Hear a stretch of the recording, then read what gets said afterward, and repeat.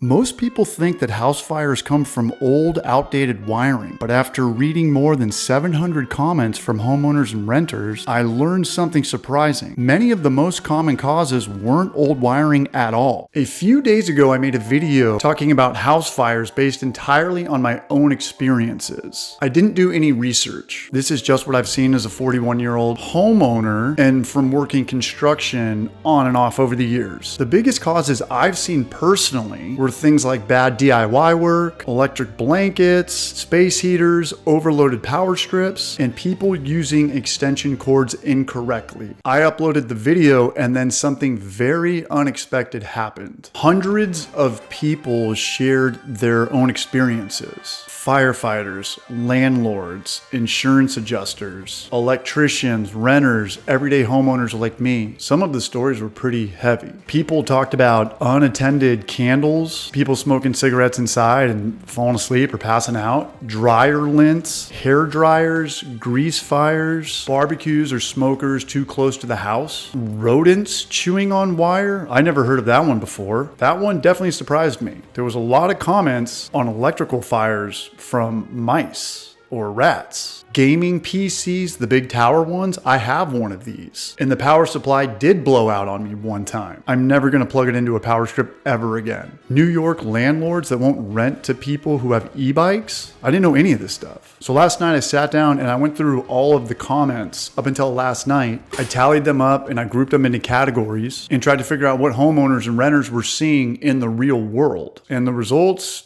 definitely surprised me. Here are the top 5 causes that kept showing up over and over again. 5. Dryers, lint, and space heaters tied. Fortunately, I have always cleaned the lint trap before every use. Not because I was worried about a fire, but because the dryer works way better. Your clothes dry faster, your dryer doesn't have to work as hard, and it's amazing how fast lint builds up. If you're wondering why your clothes take forever to dry, it's probably because it's backed up with lint. This right here, this is from 2 loads. And I've got a very small stackable washer dryer. This is not a big commercial one. What surprised me was that there were so many fires from this. I think people turn these on, they go to bed, or they turn them on and then they leave their house. And I think that's where it happens. As for space heaters, I've never trusted them. We used them in college and I remember they would always kick off and it would pull too much power. It just didn't feel right. This small little cord with this big thing that's at max capacity. But if you do choose to run a space heater, never use it with an extension cord and keep it away from blankets, curtains, furniture,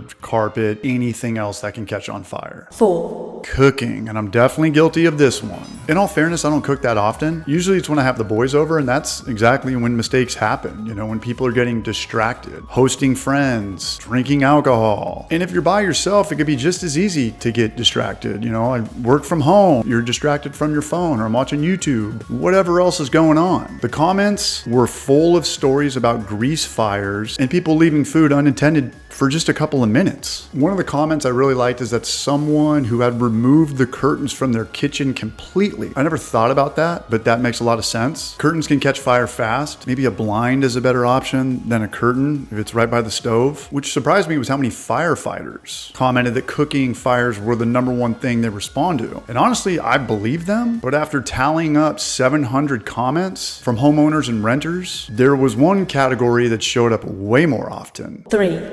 Not all extension cords are the same. A lot of people ask which cord that I use. And first off, this was #1 in my experiences in real life. Roll them up properly when you're done with them. Think of it just like electrical wire, just like Romex that's running through your house. You wouldn't bend it up. You would not run Romex under carpet, slam a door on it, leave it somewhere where people are constantly stepping on it. We protect Romex electrical wire so well. We protect it behind drywall. We staple it to studs. We splice it and then put it in junction boxes. Extension cords are not. And extension cords, they're not bad. People just don't know. I didn't know till I worked construction. You know those super small extension cords, the ones you can like pretty much just roll up in your hand and put a rubber band on? The ones with no ground?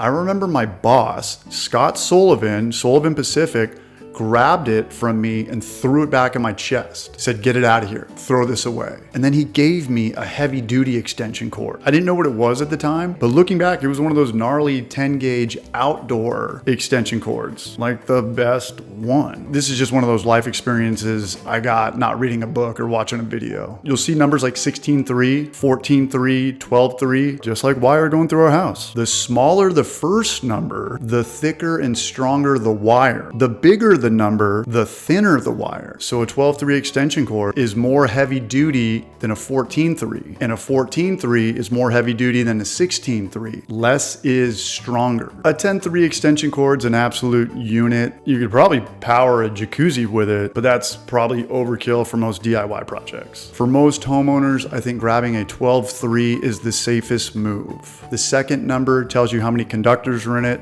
hot, neutral, ground. And most importantly, extension cords are not permanent wiring. 2. Number 2, cheap stuff. A lot of comments on just cheap stuff. Cheap phone chargers, cheap power strips, off-brand chargers, Amazon mystery buys, cheap extension cords. The comments were full of stories of people just buying the cheapest electrical thing and then paying for it later. One comment from Kevin stuck with me. He said his house burned down 20 years ago because of a power strip shoved behind an entertainment center. His advice is simple: don't ever buy anything electrical from a dollar store. They should all be banned. Kevin, you have my vote. We live in a world full of technology. There's always cheaper charger, cheaper power strip, a cheaper version of everything. But when it comes to electrical, this is probably not a place where you want to save money. I'm only using the original chargers and batteries from here on out. But even cheap chargers and cheap power strips didn't show up as often as number 1.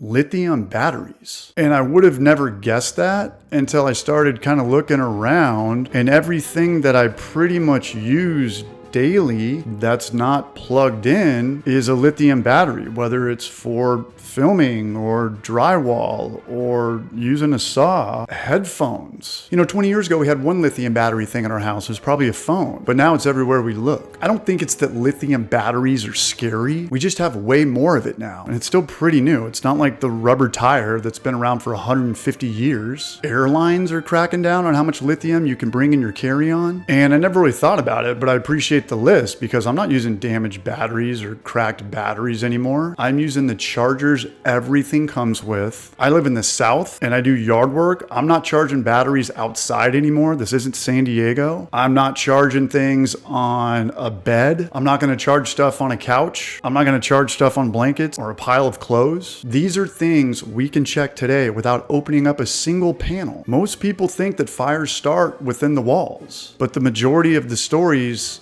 are fires starting from things that are right near in front of us, right out in the open.